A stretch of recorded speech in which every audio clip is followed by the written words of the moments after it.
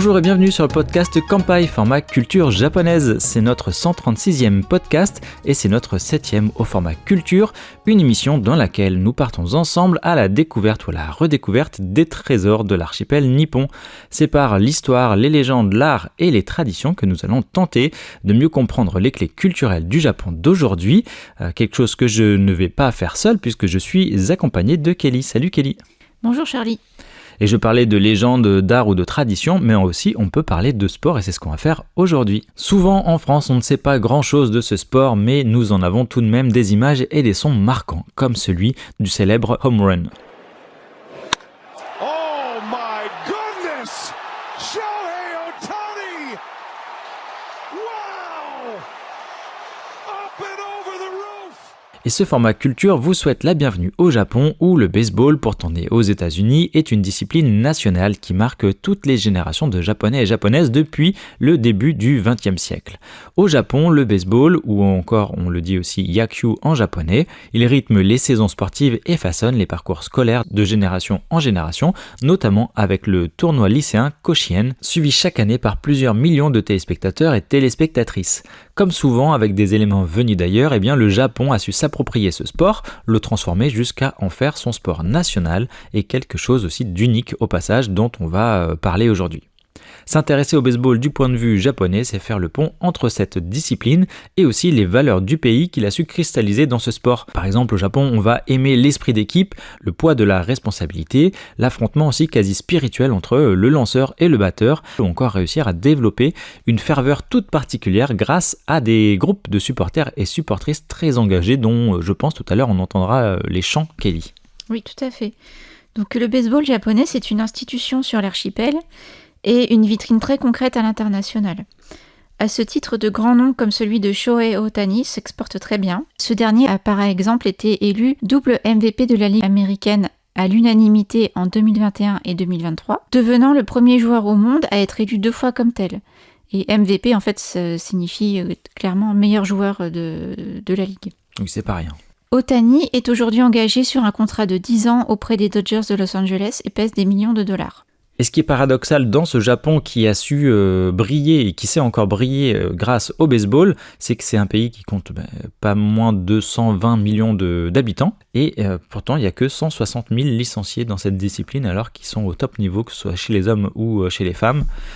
Et le baseball, c'est donc une porte d'entrée sur la culture japonaise à ne pas prendre à la légère et mieux le comprendre peut aussi être une façon de partager autrement un moment avec des locaux lors de son séjour au Japon. On y reviendra lorsque l'on parlera de comment assister à un match et un peu comment ça se passe sur place. Sur kanpai.fr, vous pourrez retrouver très peu encore d'articles sur le baseball, mais on en a un petit qui peut vous accompagner puisque c'est quelque chose qu'on peut faire en voyage, Kelly.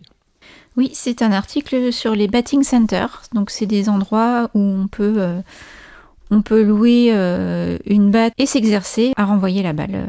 Chez nous, on n'en a pas trop, c'est vrai qu'on a plutôt des lancers de hache.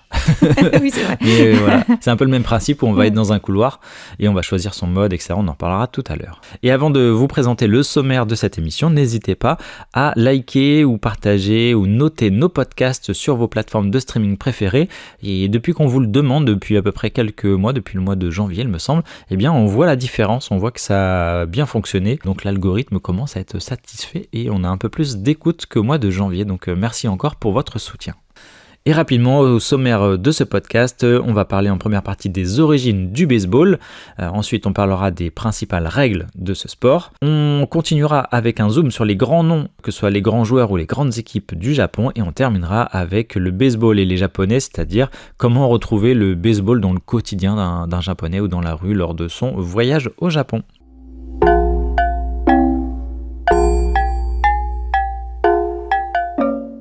Et on entame ce podcast dédié au baseball au Japon en parlant de ses origines. Oui, alors déjà très rapidement, on peut évoquer la genèse du baseball américain puisque c'est par les États-Unis que le baseball est arrivé au Japon.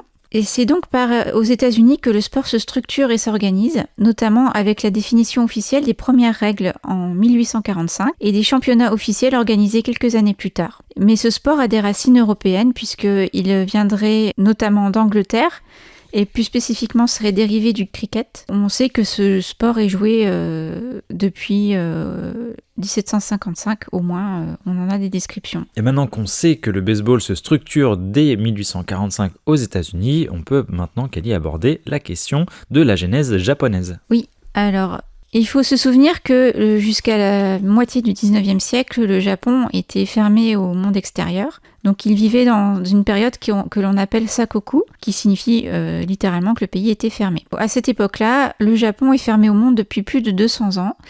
Et il est dirigé par un gouvernement militaire de samouraï appelé Bakufu et dirigé par la dynastie des Tokugawa depuis le début.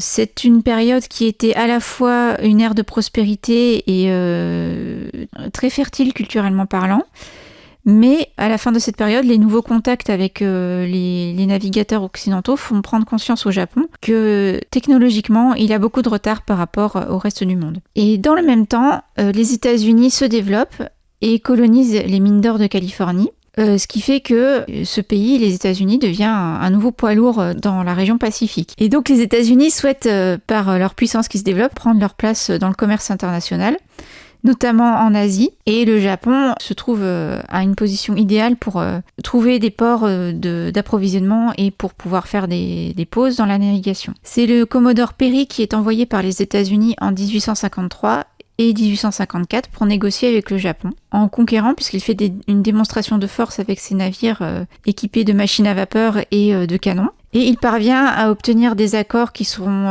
défavorables au Japon dans un premier temps, qui vont occasionner des bouleversements dans l'archipel nippon lui-même, puisque ces accords conclus avec le shogunat Tokugawa vont mener à sa perte indirectement, puisque en 1868, c'est l'empereur Meiji qui reprend le pouvoir. Ce changement politique va notamment provoquer des révoltes internes, des inflations, toute une série de crises pendant au moins une dizaine d'années, avant que le pays n'entame vraiment sa période de modernisation à tout crin, et tant dans son industrie que dans sa société. Le slogan de l'époque, d'ailleurs, est « Un pays riche, une armée forte ». Au cours de l'époque Meiji, donc, le Japon s'ouvre au monde, et aussi à l'introduction de nouveaux sports comme le baseball, et ce qui fait que c'est à cette époque-là qu'il va s'implanter dans l'archipel. Et oui, maintenant qu'on en sait un peu plus, c'est important de revenir sur ce contexte puisque le pays était totalement fermé auparavant et c'est par le biais de deux autres figures, cette fois américaines, que ce sport va pouvoir s'implanter.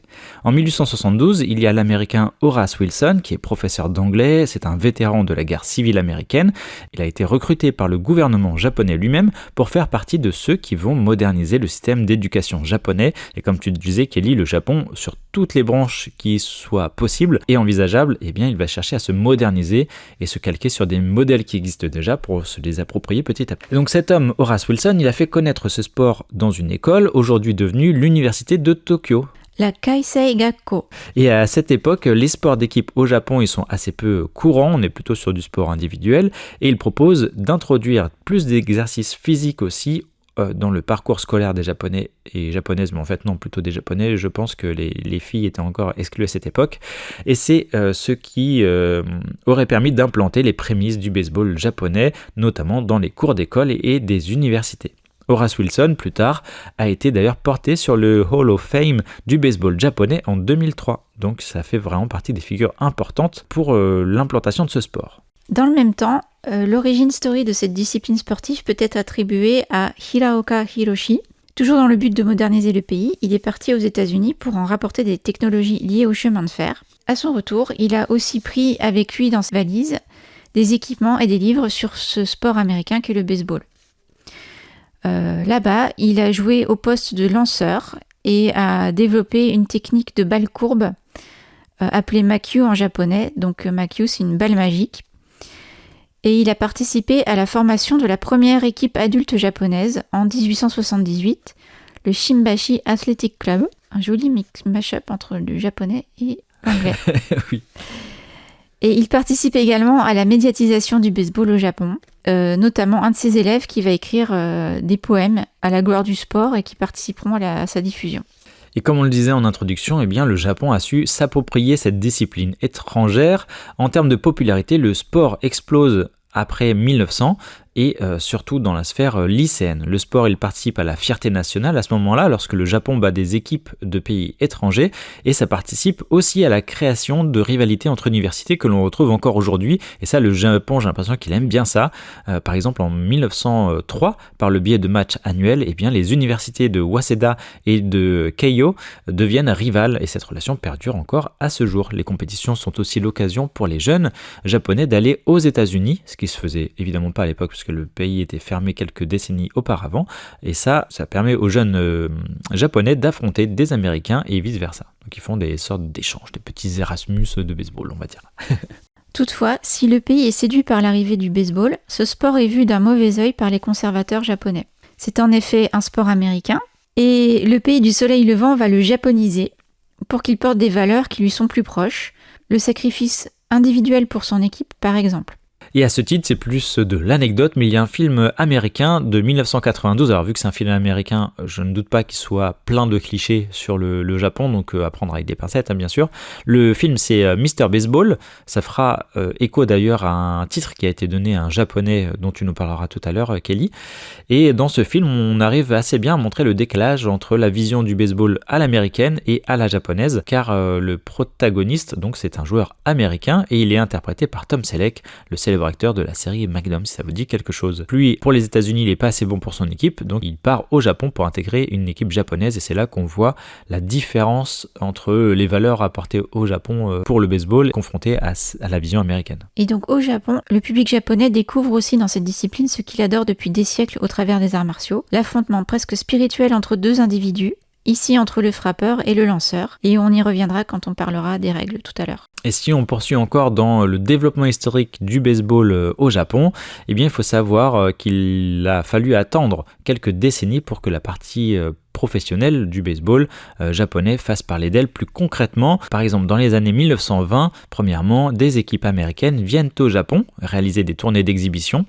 Ces tournées, elles vont marquer les esprits et la culture nippone, notamment en 1934, puisqu'il y a le fondateur d'un journal sportif très célèbre de l'époque. Il s'appelle, ce fondateur, Matsutaro Shuriki, et il organise ces tournées et crée une équipe japonaise dédiée pour tenir tête aux géants américains. Cette équipe s'appelle Dai Nippon Tokyo Yakyu Club. Voilà, c'est clair comme de l'eau de roche. Voilà, le club de baseball de Tokyo du Grand Japon.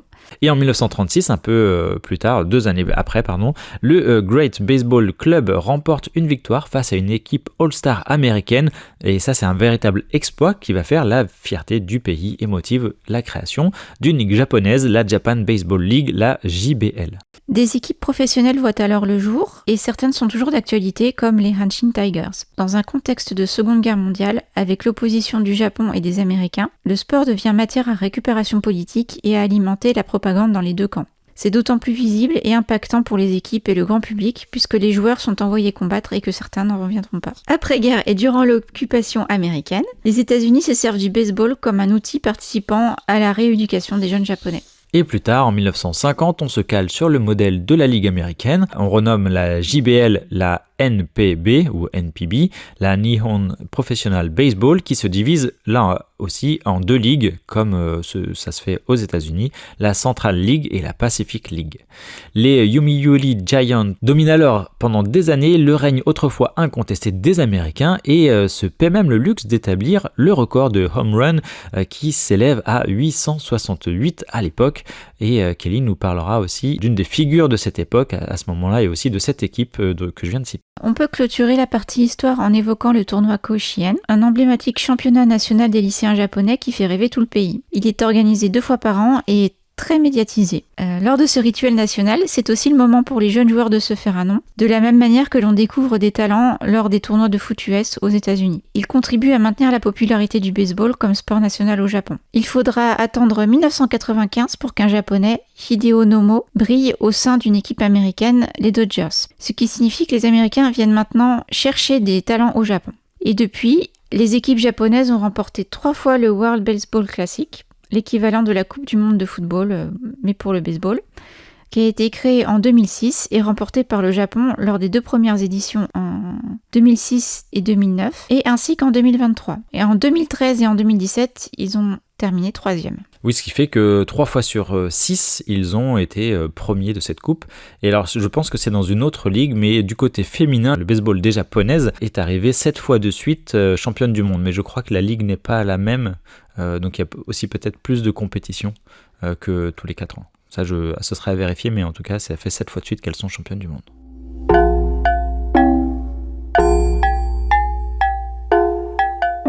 Et maintenant qu'on a parlé de la genèse du baseball japonais, on va parler des principales règles du baseball car ça permet évidemment de mieux le comprendre. Et si vous comptez aller voir un match sur place, que ce soit au Japon ou ailleurs, c'est bien d'avoir les principales règles. Évidemment, on ne va pas parler de tout, mais des grands principes.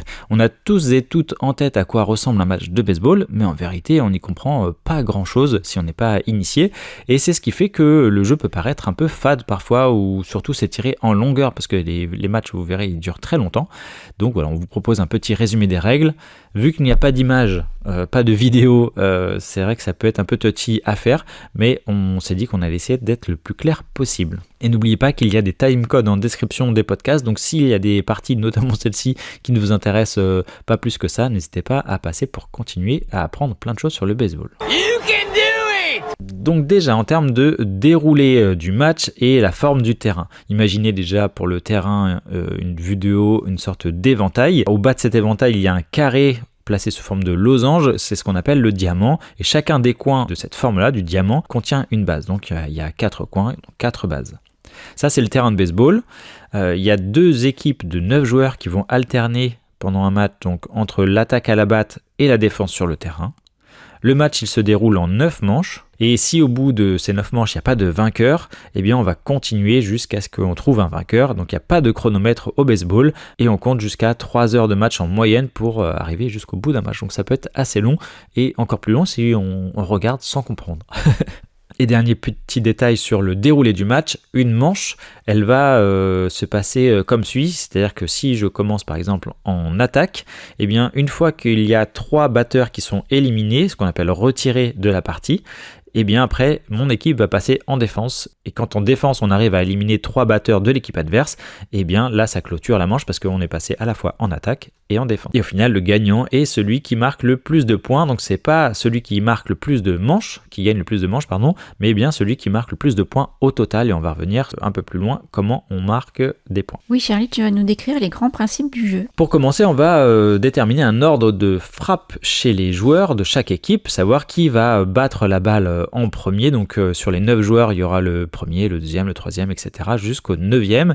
Et la personne qui va frapper, donc le batteur, est placé sur ce qu'on appelle le marbre. Donc c'est un des coins de ce diamant. Et vous avez sans doute l'image en tête, mais si le batteur arrive à frapper la balle qu'on lui lance, donc lancée par un joueur de l'équipe adverse, ce lanceur d'ailleurs il s'appelle le pitcher, eh bien il lâche sa batte et il va commencer à courir le long des bases en démarrant par la droite. Il devient donc coureur et son but est de frapper la balle et de l'envoyer le plus loin possible pour pouvoir faire un tour de terrain complet, un tour de diamant complet et de faire en sorte qu'en frappant la balle, les adversaires ne puissent donc pas attraper cette balle. Et vu que son but est de frapper la balle et de l'envoyer le plus loin possible, parfois il arrive qu'on fasse un home run, autrement dit un coupe-circuit, c'est-à-dire que la balle ne peut pas être récupérée, et donc là il a tout le temps de faire le tour de la base et pour rapporter un point, puisque si une fois qu'on frappe la balle, on arrive à faire un tour de terrain complet, c'est au moment où on a terminé son tour complet qu'on peut rapporter un point à son équipe, c'est comme ça qu'on marque des points au baseball. Et ça, c'est quand on réalise un home run, on peut tranquillement faire le tour du terrain.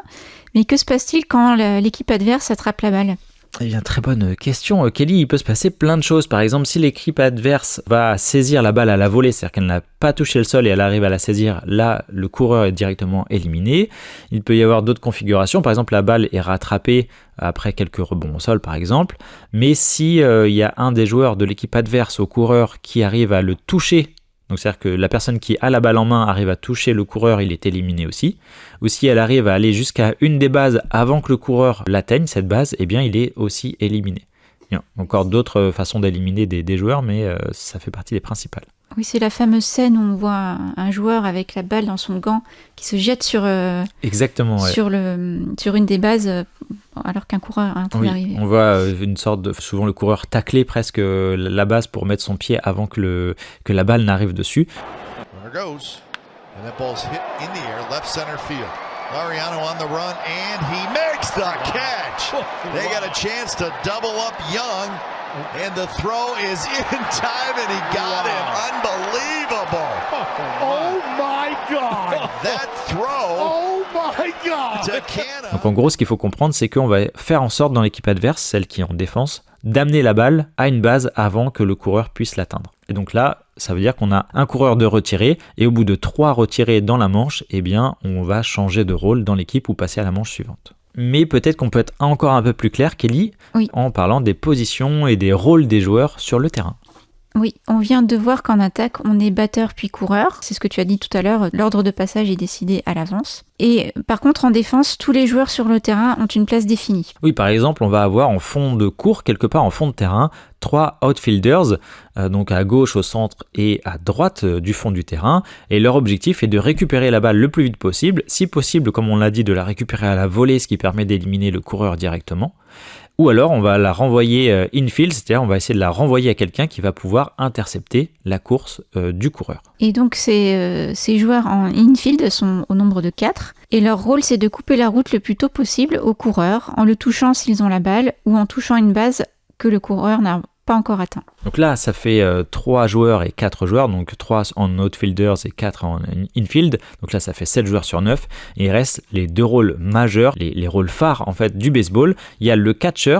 Alors c'est vrai que c'est peut-être votre cas aussi, j'espère que je me sentirai moins seul, mais moi je pensais que la personne derrière le batteur était de la même équipe que le batteur. Pas du tout.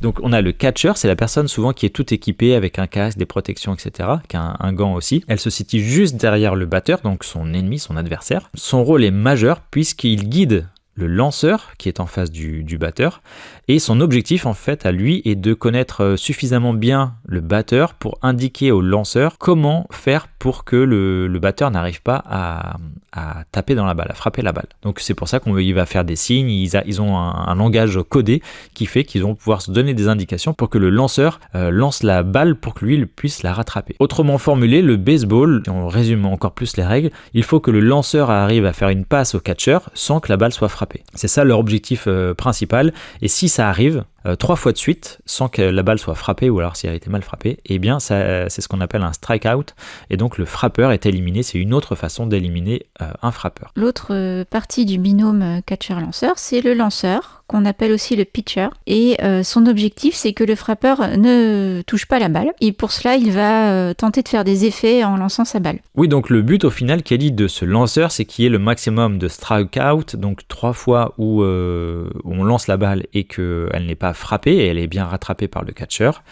S'il y avait que des matchs comme ça, ce serait très pénible, ce serait très chiant à regarder, donc ça n'arrive quasiment pas, mais il faut savoir qu'il y a eu un match en 1952 apparemment, où il y a un lanceur qui a fait ça tout le temps, et donc il y a eu que des strikeouts, et donc il n'y a eu aucune balle de frappée.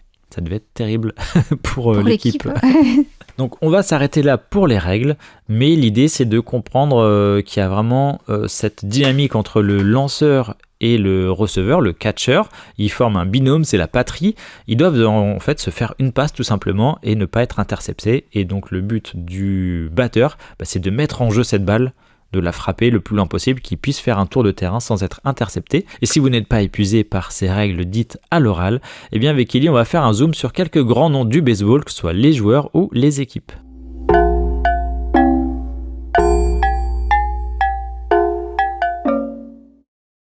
On vous a sélectionné un petit peu arbitrairement 3 joueurs qui ont marqué ou qui marquent toujours le baseball japonais. Le premier, c'est Shigeo Nagashima, une légende du baseball japonais. Il est né en 1936 et décédé l'année dernière en 2025.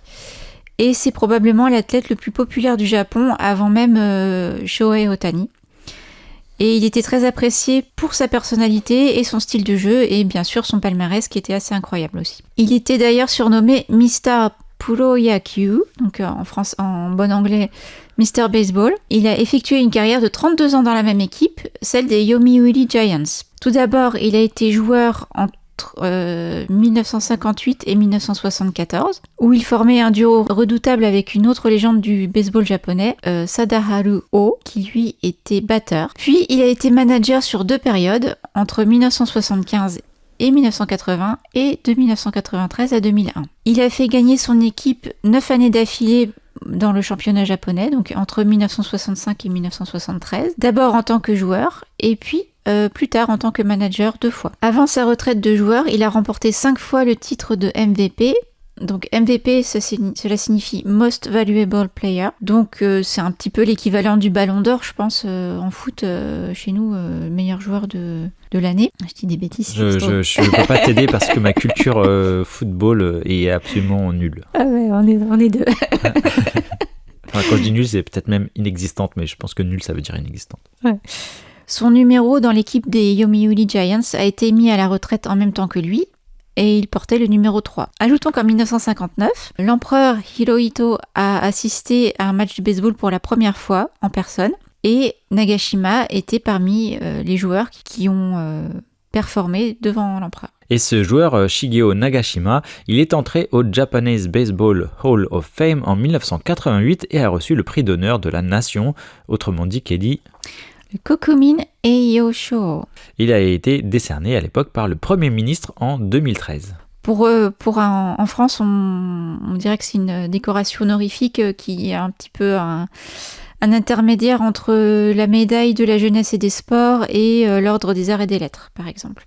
Et donc ses amis, ses camarades Sadaharu Oh, qui jouait avec lui à la même époque, et Hideki Matsui, qui est un plus jeune joueur qui leur a succédé environ une génération plus tard. Ils l'ont également reçu respectivement en 1977. Donc Sadaharu Oh, c'est lui qui a effectué le record de 868 home runs. Et en 2013 pour Hideki Matsui. Et en 2004, Nagashima est choisi pour être l'entraîneur de l'équipe nationale de baseball aux Jeux Olympiques d'Athènes. Malheureusement, il y a un AVC qui va l'empêcher de se rendre sur place, mais son équipe remporte tout de même la médaille de bronze à ce moment-là. On peut juger aussi de la popularité de cet homme par plusieurs exemples. Eh bien, ça je ne savais pas, Kelly, mais son mariage en 1965, c'est l'événement le plus regardé de la télévision au Japon cette année-là. Donc ça peut paraître assez fou. Oui, parce qu'en général, on pense à ce genre de choses. Un mariage télévisé, c'est plutôt un mariage princier, mais là c'était un mariage d'un joueur de baseball. Et en 1980, lorsqu'il a été évincé de l'équipe Yomiuri Giants pour contre-performance, eh bien, il y a une conséquence derrière ça, c'est que les ventes du journal Yomiuri, propriétaire de l'équipe, accusent une sensible chute, montrant que le public désapprouve ce qui s'est passé face à son licenciement. Exactement. Enfin, avec ses amis déjà cités auparavant, qui sont aussi des légendes du baseball japonais, donc Sadaharu Oh et Hideki Matsui, il a été un des porteurs de flammes olympiques des JO de Tokyo de 2020-2021. Et à ce titre, je regardais il n'y a pas longtemps une vidéo de cet homme, je me disais justement, je l'ai vu performer en vidéo, juste avant je l'ai vu en fauteuil roulant, et c'est vrai qu'on voit que le temps est passé. On voit un vieux monsieur et on se doute pas qu'avant il courait sur les diamants, et en plus il était assez beau gosse, et bien stylé.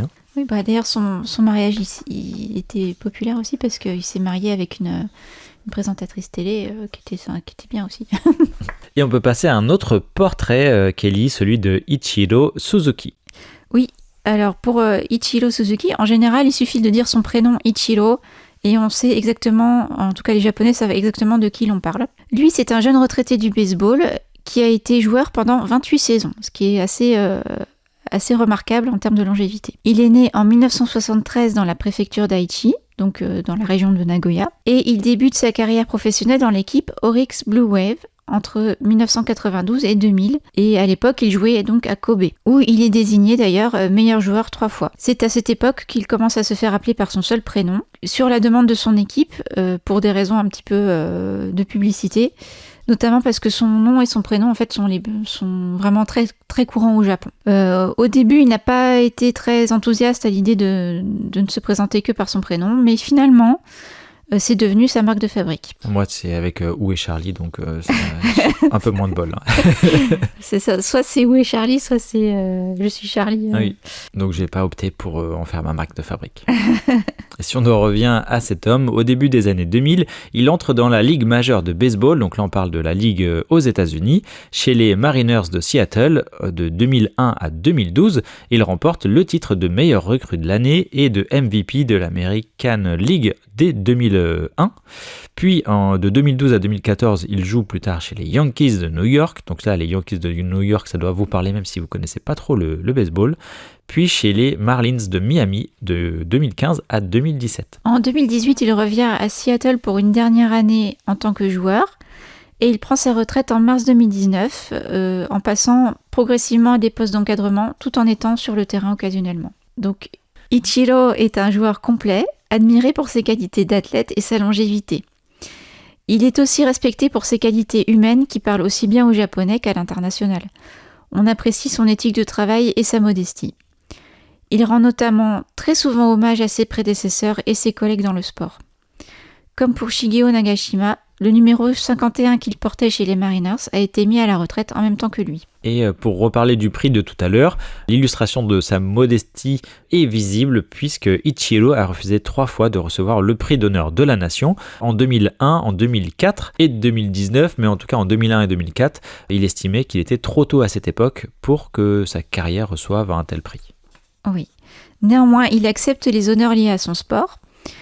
En 2025, il a été élu au National Baseball Hall of Fame de New York à 393 voix contre 394 et avec plus de 90% des votes au Japanese Baseball Hall of Fame. Un petit peu comme Zidane chez nous, il fait partie du quotidien des Japonais et de la culture populaire. Par exemple, il a joué son propre rôle dans un épisode de la série, d'une série japonaise qui s'inspire de Columbo, où il se trouvait être l'assassin que l'on... Ouh. Oui, mais il avait de bonnes raisons, que l'on découvre au début de l'épisode. En 2018, un entomologiste a donné son nom à une nouvelle espèce de guêpe découverte en Floride, et cette espèce s'appelle Diolchogaster ichiroi. Et il a même une guêpe à son nom. Ouais, c'est fou. Hein. Et enfin, dans le manga de baseball Major, qui n'est pas publié en français à ma connaissance, qui compte tout de même 78 volumes publiés entre 1994 et 2010, Ichiro a servi de base pour créer l'un des personnages. Est-ce que c'est un manga un peu comme Olive et Tom, mais dans le baseball ou pas du tout? Est-ce qu'ils mettent très longtemps à frapper la balle? Plusieurs pages? Peut-être. C'est possible, avec 78 volumes, il y a moyen.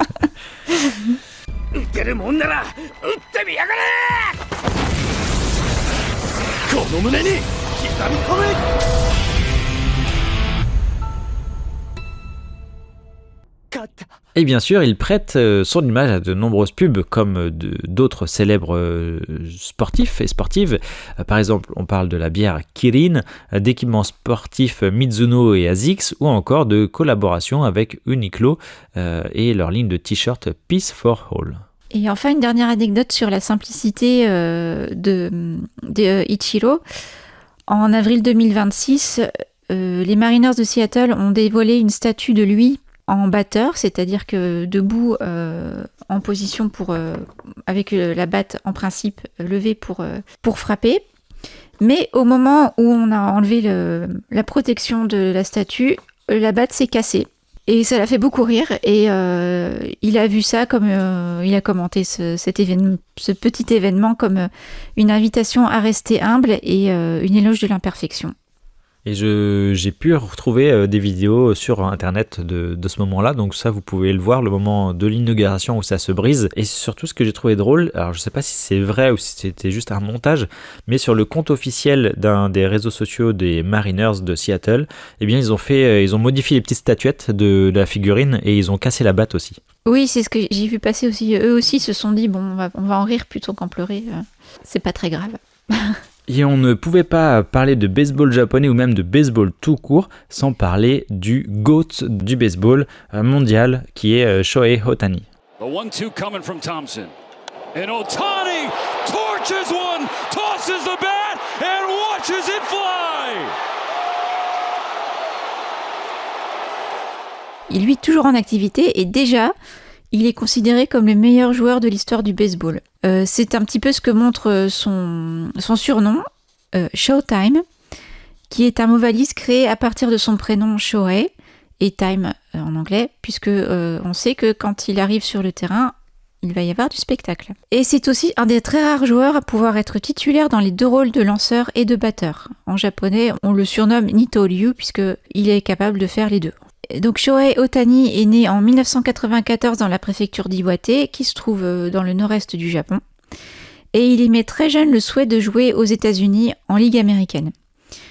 Néanmoins, il entame sa carrière professionnelle au Japon, chez les Hokkaido Nippon Ham Fighters de 2012 à 2017. Et pendant cette période, il est désigné MVP de la Ligue Pacifique en 2016. En 2018, il entame sa carrière américaine chez les Angels de Los Angeles jusqu'en 2023. Et bien qu'il commence un petit peu doucement, ses débuts sont un peu lents dans cette équipe, mais il reçoit quand même le titre de recrue de l'année en 2018. Après un passage à vide en 2019 et 2020, à la suite de blessures et puis avec la crise du Covid qui empêchait de jouer, ses performances lors de la saison 2021 le placent au top de son sport, et c'est à cette occasion qu'il est surnommé Showtime et Real Nito Ryu en japonais. Il devient ainsi le premier joueur depuis 100 ans à pouvoir occuper les postes de batteur et de lanceur au même niveau. Il peut être titulaire dans chacun des deux postes. En 2021 et 2023, comme on l'a dit en introduction, il est élu MVP de la Ligue américaine, à l'unanimité à chaque fois, ce qui est exceptionnel puisque Shohei Ohtani est le premier joueur à qui cela est arrivé. Donc, Ohtani rejoint les Dodgers de Los Angeles à partir de 2024 pour un contrat de 10 ans au montant record de 700 millions de dollars, ce qui en fait au moment où il signe le plus gros contrat sportif. Il est aussi nommé 2 fois MVP de la Ligue nationale en 2024 et 2025. Comme Ichiro, l'image de gendre idéal d'Ohtani est utilisée pour faire de la publicité pour une vingtaine de marques ou d'entreprises. On compte notamment Japan Airlines ou les montres Seiko, des équipements sportifs, des banques ou des cosmétiques. Et grâce notamment à ses contrats publicitaires, Ohtani est l'un des sportifs les mieux payés au monde en 2026, plus même que Tiger Woods ou Roger Federer qui avaient déjà ce type de record. C'est difficile à croire, mais c'est vrai. C'est incroyable. C'est difficile à dire. Oui. Et enfin, on peut noter que comme Ichiro, Ohtani a décliné le prix d'honneur de la nation qui lui a été proposé en 2021. Et je rebondirai avant de passer aux équipes japonaises que on avait parlé en podcast actu avec Gaël d'une anecdote concernant Shohei Ohtani. Donc, comme vous l'avez compris, il est extrêmement riche. Et il se fait accompagner lorsqu'il joue à Los Angeles par un traducteur, un interprète qui est son ami, ou en tout cas qui était son ami, puisque cet homme d'une quarantaine d'années a été condamné à 5 ans de prison pour lui avoir volé pas moins de 17 millions de dollars. Il est condamné d'ailleurs à lui en reverser 18,1 millions de dollars. Et pour vous donner un ordre d'idée, il a fait plus de 19 000 opérations bancaires au nom de Shohei Ohtani, avec une moyenne de versement chaque fois de 13 000 dollars. Donc je me suis dit, mis à part des pas, qu'est-ce que j'ai fait dans ma vie 19 000 fois, mais après je pourrais le faire pour 13 000 dollars, je pense, à chaque fois. Donc pour vous dire, il s'était acheté des appartements, des véhicules, etc. Ouais. Je crois que c'était acheté un appartement pour faire moins de route, des petites choses comme ça, quoi. Et si vous voulez en savoir plus sur les équipes japonaises, Kelly vous en a sélectionné 2 et on va commencer avec Yomiuri Giant, cette équipe qui domine le championnat japonais. Elle est basée dans la capitale, son stade de résidence étant le Tokyo Dome depuis 1988, donc le stade, on va dire, principal du Japon. Et c'est une des 6 équipes de la Ligue centrale dont on parlait tout à l'heure. Il y a la Pacific League et la Central League. Oui, c'est le club le plus ancien du Japon qui a été fondé en 1934 sous le nom de Dainippon Tokyo Yakyū Club. Donc ce qu'on disait tout à l'heure dans la partie historique, le club de baseball de Tokyo, du Grand Japon. Toutefois, il change rapidement de nom l'année suivante, au cours d'une tournée de l'équipe aux États-Unis. On leur recommande en effet de trouver un nom qui soit un peu plus parlant aux spectateurs américains, et on comprend pourquoi. Et ils choisissent donc Tokyo Giants, ou en japonais Tokyo Kyojin, en référence aux Giants de New York et plus tard de San Francisco.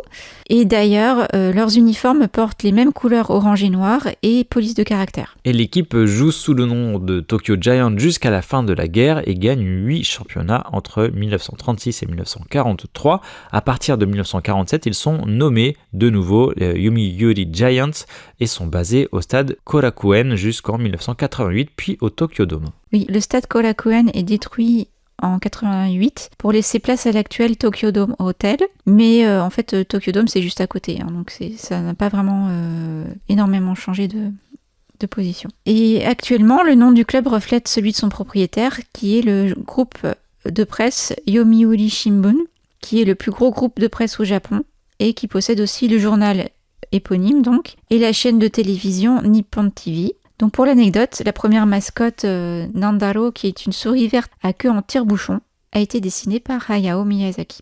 Ouais, je vois très bien cette souris, mais je ne savais pas qui était son créateur. Et voilà. Maintenant tu sais. Et en plus d'être le club professionnel le plus ancien au Japon, c'est aussi le plus titré, avec 30 fois champion de ligue, dont 9 fois d'affilée de 1965 à 1973, 22 victoires en Japan Series et 9 victoires en Japanese Baseball League avant la création du Nippon Professional Baseball en 1950, là où on vous a dit que ça avait changé de format de ligue et qu'on s'était calé sur la version américaine. Et le club a 6 mascottes, ce qu'on appelle les Giabits, dont le nom est composé donc de Giant et de Rabbit pour lapin, puisque ce sont 6 lapins avec lesquels toute la famille peut s'identifier. C'était bien vu de leur part. Le principal rival des Yomiuri Giants, ce sont les Hanshin Tigers. Et oui, c'est aussi une équipe ancienne puisqu'elle a été créée en 1935 et prend part au premier championnat japonais l'année suivante sous le nom d'Osaka Tigers. Depuis 1961, elle appartient au groupe ferroviaire Hanshin Electric Railway, dont les trains irriguent la zone entre Kobe, Osaka et Nara. Et cette zone-là, géographiquement, est aussi appelée Hanshin en général. Comme les Yomiuri Giants, elle évolue en Ligue centrale et son slogan est Aim, Respect, Empower. Viser, respecter, se donner les moyens, qui peut se lire « Allez » et est aussi une source de jeu de mots en japonais. Et si on parle du palmarès de cette équipe, on peut parler de 7 titres de la Ligue centrale depuis 1950 et 2 fois championne de la Japan Series en 1985 et 2023. D'ailleurs, leur première victoire au Japan Series est à l'origine d'une légende urbaine qui justifie leur malchance dans ce championnat depuis 1985. Oui, c'est la malédiction du colonel.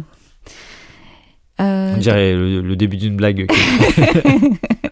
Je sais pas une mauvaise blague. Je sais pas raconter les blagues. Les supporters des Hanshin Tigers sont connus pour être un petit peu exubérants, un petit peu beaucoup. Et lors de la victoire de leur équipe en 1985, ils ont fêté cela en sautant dans le canal d'Otonbori d'Osaka. Et dans leur enthousiasme, ils ont également jeté une statue du colonel Sanders. Donc le colonel Sanders, si vous savez qui c'est, ou si vous ne savez pas, c'est la mascotte de la chaîne de restauration rapide spécialisée dans le poulet, KFC, qui est aussi très populaire au Japon et on trouve des enseignes un petit peu partout. Donc les supporters ont pris une statue qui trônait par là, ils l'ont jetée à l'eau pour fêter la victoire. Depuis jusqu'en 2023, leur équipe, les Hanshin Tigers, n'a plus jamais gagné au championnat. Et on suppose que c'est l'esprit de la statue qui aurait attiré la malchance de leur équipe, puisqu'elle a été maltraitée et jetée à l'eau. Entre-temps, pour conjurer le sort, on a tenté plusieurs fois de récupérer les restes de la statue. Et ce qu'on a retrouvé, en fait, a bénéficié d'un rite de purification shinto en 2024. Elle a été incinérée rituellement. Je ne sais pas si ça les a aidés, mais en tout cas, on espère pour la suite. Bah oui, ils ont conjuré le sort quand même en 2023 en gagnant. Et je pense que là, c'était vraiment... vraiment pour se réconcilier avec l'esprit de la statue. Et autre particularité, les Hanshin Tigers sont en principe basés au fameux stade Koshien de Nishinomiya, mais déménagent tous les étés au Kyocera Dome d'Osaka pour laisser la place au championnat lycéen annuel. Dont on en a parlé tout à l'heure. Et aussi, eux, ils ont des mascottes, Kelly. Oui, et alors eux, il n'y en a que 3. Donc Toraki, donc le tigre chanceux, sa fiancée Laki, et son petit frère Kita. Et comme la plupart des équipes d'ailleurs, ils ont aussi un hymne joué pendant les moments forts du match qui s'appelle Rokko Oroshi, donc ça peut se traduire par la bise du mont Rokko. Le mont Rokko, c'est une montagne qui donne une superbe vue sur Kobe, qui est très, très intéressant à voir. Entre les deux équipes que tu viens de nous présenter, donc ça c'est un peu le classico OM-PSG entre les Hanshin Tigers et les Yomiuri Giants par exemple. Oui, en général c'est quand il y a un match entre les deux, ça concerne vraiment tout le pays et pas uniquement Tokyo et Osaka. Et d'ailleurs on a entendu un son d'hymne de l'équipe des Hanshin Tigers et on peut maintenant entendre celui de leur adversaire préféré.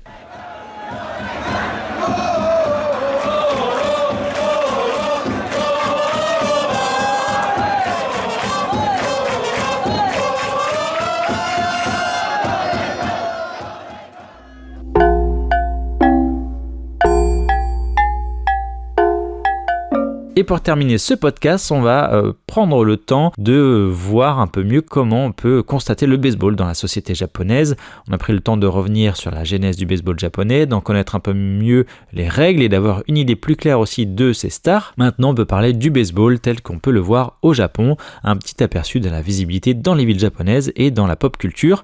Par exemple, dans la rue, il y a de très nombreuses pubs, comme on vous l'a dit avec Kelly, avec des joueurs en tête d'affiche sur les affiches de bus, de métro, dans les aéroports, sur les produits de luxe, dans les produits dérivés, sur les boissons, etc. Vous allez les voir vraiment partout.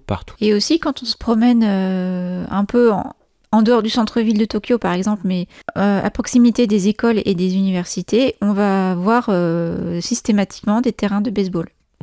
Oui, à côté de ces terrains, vous allez pouvoir observer des matchs, peut-être des entraînements au moins, que ce soit à côté d'écoles aussi ou d'universités qui ont leur terrain. D'ailleurs, le baseball peut se pratiquer en club, mais aussi dans les bat centers, où pour quelques yens, on choisit sa batte, le type de lancer et la puissance, et on peut jouer dans des endroits dédiés. Donc c'est vraiment comme il y a des endroits pour jouer aux jeux vidéo, par exemple, et bien on a des endroits aussi pour jouer au baseball en intérieur et aussi en rooftop, un peu partout dans les grandes villes, que ce soit Tokyo ou Osaka.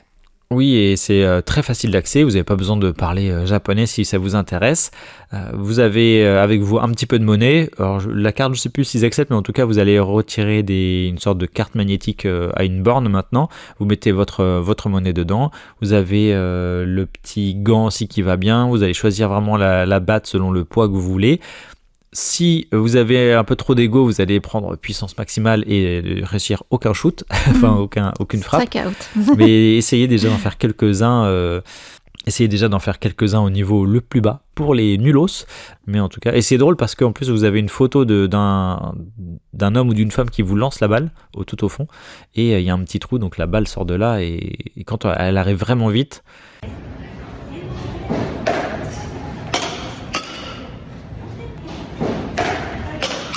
C'est vrai qu'on se dit que c'est un métier quand même.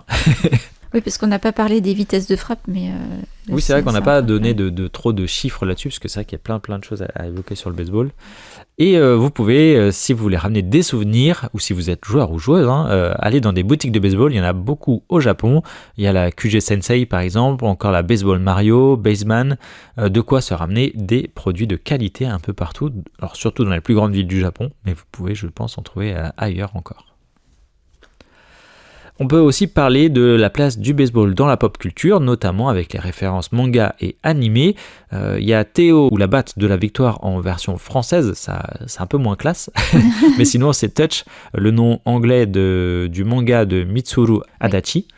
Je ne sais pas si tu l'as lu celui-ci, Kelly. Non, mais les anciens connaîtront. C'était assez populaire dans les années 90, début des années 2000, même en France. Ouais. Il y a aussi le manga Major, dont tu évoquais le nom tout à l'heure. Oui. Il y a Ace of Diamonds, et tu as fait une petite recherche et tu m'as dit qu'il y avait encore pas mal de choses à sortir sur le baseball. Oui, alors le manga de baseball, c'est vraiment un classique dans la publication de BD japonaise. L'autre jour, je regardais juste l'application Manga Plus de Shueisha. Donc c'est juste un éditeur parmi d'autres, et des publications traduites pour le public international. Il y avait au moins 4 ou 5 mangas juste sur le thème du baseball, en cours de publication. Oui, là, chez un seul éditeur, comme tu nous le disais. Oui. Vous pourriez regarder aussi un film du côté de Rookies Graduation de 2009, basé sur le manga Rookies de Masanori Morita. Et comme tu nous le disais, le baseball, cette discipline, c'est souvent en toile de fond de mangas, d'animés ou séries. Même s'ils ne sont pas dédiés à ça, vous allez très très souvent croiser la route d'un protagoniste qui fait du baseball. Et enfin, par rapport à l'animation japonaise, eh bien, on a eu la chance de voir le travail d'Ufotable, ceux qui sont sur la production de l'Attaque des Titans, si je dis pas de bêtises, qui ont fait un court-métrage animé avec une super collaboration entre Demon Slayer et la Ligue majeure de baseball. Ça, c'est à voir sur YouTube. On vous met un court extrait ici, mais on va pouvoir suivre sur une courte animation l'évolution du baseball japonais, et ça présente aussi des joueurs tels que Shohei Ohtani, Shota Imanaga et bien d'autres. On vous laisse l'extrait, et vraiment visuellement c'est sublime. ついにやってきました。メジャーリーグベースボールの東京シリーズ。日本人5名がロサンゼルスドジャースシカゴカブスという名門チームの主力メンバーとして凱旋です。いやー、今年の大谷はどうですか、鱗滝さん。この子は良い呼吸をしている。 Et enfin Kelly, évidemment, la chose à faire, ce serait d'aller voir un match directement au Japon. Il y a pas mal de disponibilité, de possibilités de voir des matchs à Tokyo, à Osaka ou encore Hiroshima, par exemple. Il y a des sites de revente si vous voulez acheter des billets en avance. C'est quelque chose que j'ai pu faire moi pendant un voyage au Japon. Et après, c'est le ticket à retirer en combini une fois au Japon. Vous pouvez aussi aller les acheter sur place. Les combini d'ailleurs sur place vendent des tickets, même quand c'est complet, il peut rester des places dans les combini, donc vous pouvez vous renseigner. Mais il me semble que les distributeurs doivent être que en japonais. Si je me suis pas trompé, mais c'est pas une démarche que j'ai fait personnellement, mais il me semble que les distributeurs sont. Ouais, en général, les bornes de tickets en combini, oui. Alors peut-être que ça a évolué depuis. Mais en tout cas, sans doute, vous pouvez être aidé par le personnel, même si parfois, on dit souvent, au Japon, ils sont pas très à l'aise avec l'anglais. Mais si vous vous débrouillez bien, je pense qu'il y a complètement moyen d'arriver à sectionner. Alors, l'avantage d'assister à un match, c'est qu'on va pouvoir connaître une autre facette du Japon avec une ambiance assez déchaînée, où le public a des chants et des danses coordonnées pour chaque joueur, pour chaque équipe, et aussi pour les moments forts du match, comme des actions spectaculaires comme les home runs. Donc il y a certaines équipes qui ont des ombrelles à agiter, d'autres qui font tourner des serviettes orange. Et il y a même aussi une sorte de chef d'orchestre qui mobilise les fans. Par contre, les vrais fans, je pense que c'est des clubs de fans, où les fan clubs, eux, sont vraiment dans un coin à part et ils peuvent faire leur petite performance et crier leurs encouragements depuis leur... Oui, ils ont des places dédiées dans les stades. Voilà.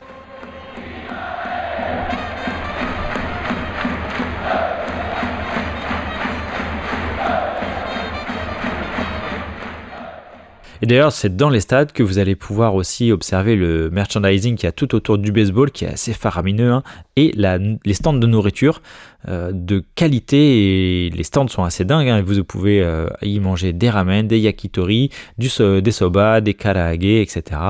Ce qui est marrant, c'est que vous avez parfois aussi des panneaux avec les têtes des joueurs pour leur plat préféré, si ça peut vous inciter à prendre, ah tiens, ça va être le brownie préféré de tel joueur, etc. Je ne sais pas si dans les faits c'est vrai, mais en tout cas c'est très bien marketé. Oui, d'ailleurs Ichiro, il avait une sorte de maquis qui s'appelait Ichirol. Ah ouais. C'est drôle, on n'arrête pas l'humour. Oui, voilà, c'est ça. Donc c'est vrai qu'aller voir du baseball directement au Japon, ça doit être assez dingue. Et quelque chose d'assez surprenant, vous pouvez aller pendant un match, vous verrez sans doute des femmes équipées de gros sacs à dos courir dans les couloirs et dans les tribunes avec des couleurs. Je crois qu'il y a du jaune, du rose, du vert, etc. Et chaque couleur correspond à un type de bière. Donc voilà, vous pouvez consommer comme ça sur place et vous serez livré par ces jeunes femmes. Comme les ouvreuses au cinéma, quoi. Enfin, oui, exactement. Ouais. Et on va se quitter en parlant des stades phares du Japon. On a déjà évoqué le Tokyo Dome. Le Tokyo Dome, c'est le stade le plus connu du pays. Il est surnommé aussi, vu sa forme, le Big Egg, au regard de son architecture. Il est ultra moderne, il est vraiment immense, avec 55 000 places, mais on va voir qu'il y en a d'autres qui sont aussi grands. Tout proche se trouve le Baseball Hall of Fame, et le musée, donc pour le coup aussi officiel du baseball japonais, donc ça va être incroyable à faire. J'ai pas eu la chance d'y aller, donc on y retrouve des objets historiques, des maillots, de légendes du sport. Et qu'il y en a le Giant Stadium qui lui aussi est ultra moderne, immense, et il se trouve aussi à Tokyo. Oui, et pas très loin aussi, vous avez le stade Meiji Jingu, donc qui a une ambiance plus intime et un petit peu old school, qui se situe dans l'arrondissement de Shinjuku. Et on terminera avec le Hanshin Koshien Stadium, le célèbre stade où se déroule le tournoi des lycéens, avec aussi 55 000 places. Il se situe dans la préfecture de Hyogo, à Nishinomiya. C'est le lieu mythique du baseball japonais, donc là encore, si vous pouvez le visiter, ou encore mieux, aller voir des lycéens y jouer, ça doit être fantastique. Et si c'est le cas, n'hésitez pas à nous faire des petites photos, à nous les envoyer, ça nous fera vraiment très très plaisir. Et on peut passer à la conclusion, Kelly. Le baseball n'était jusqu'à aujourd'hui peut-être pas pour vous une porte d'entrée dans la culture japonaise, mais on espère que cette émission vous donnera un autre avis sur le sujet, que vous comptiez voir un match sur place ou que vous déambuliez simplement dans les rues. Le baseball japonais vous fera forcément un petit clin d'œil maintenant que vous allez y faire attention. On ne peut que vous recommander évidemment d'aller vibrer avec les supporters et supportrices au Japon, donc de leur équipe préférée, et de vous fabriquer ce genre de souvenirs. On vous rappelle qu'il y a à manger aussi là-bas, donc n'hésitez pas, si les matchs sont très très longs, vous avez beaucoup de queues pour aller manger, ça va bien vous occuper aussi. Oui, et puis il faut chanter avec les supporters comme ça. Et on n'a pas parlé du baseball féminin car il y avait déjà un peu moins d'infos dessus, mais il faut savoir que les femmes au Japon sont brillantes. Il me semble qu'elles ont remporté 7 fois d'affilée la Coupe du Monde d'un autre type de ligue. Mais pour leur faire hommage, je voulais citer Maxime Lamarche, qui est directeur général de Baseball Québec et qui dit dans une interview « Tu pourrais faire 5 équipes de japonaises, elles seraient toutes dans le top 6 mondial » pour montrer à quel point l'équipe japonaise est absolument incroyable par rapport aux autres équipes féminines qui se font la compétition à travers le monde, sachant que le Québec était dans le top des équipes mondiales. Eh bien, il nous dit que ces joueuses sont parties s'entraîner et se confronter aux japonaises. Enfin, il y avait un gap de niveau absolument incroyable, notamment sur la valeur qu'elles apportent à leur discipline, leur façon de s'entraîner, etc. Et c'est là où il nous dit qu'au Japon, apparemment, on s'entraîne assez peu à la batte. C'est de la responsabilité du batteur ou de la batteuse de s'entraîner de son côté et on s'entraîne énormément sur tout le reste. En même temps, il y a des batting centers. Oui, c'est vrai. Bien vu, Kelly. C'est pour ça qu'on peut mettre option très fort. Peut-être, ouais. Et on n'a pas parlé non plus du baseball d'entreprise, qui est aussi une culture assez japonaise où les grandes entreprises participent à des tournois de baseball qu'ils organisent pour leurs employés. Et donc là encore, le Japon a su vraiment s'approprier ce sport américain, vraiment la transformer. C'est les mêmes règles, mais il y a une version japonaise et une version américaine, clairement. Eh bien, en tout cas, merci beaucoup, Kelly, d'avoir préparé avec moi ce podcast et d'avoir pris le temps de l'enregistrer. On se retrouvera sans doute pour un prochain podcast culture, voyage ou destination très prochainement. D'ailleurs, je crois qu'on sera ensemble sur le podcast dédié à Issei en termes de destination. Et nous, on vous remercie très chaleureusement pour votre soutien, vos messages sur les réseaux sociaux. N'hésitez pas à aller faire un tour sur la boutique kampai.fr pour nous soutenir en achetant des livres, par exemple nos livres de voyage faits maison et rédigés par Kelly. Elle sera très contente. Oui. Eh bien, merci. Oui, on se retrouve très bientôt et merci encore pour ce 7e podcast culture que vous écoutez tout autant que les autres. Donc ça nous fait très plaisir d'avoir pu sortir ce nouveau format. Et on se retrouve donc le mois prochain. Merci Charlie, au revoir. Au revoir. Retrouvez plus de culture japonaise sur nos podcasts.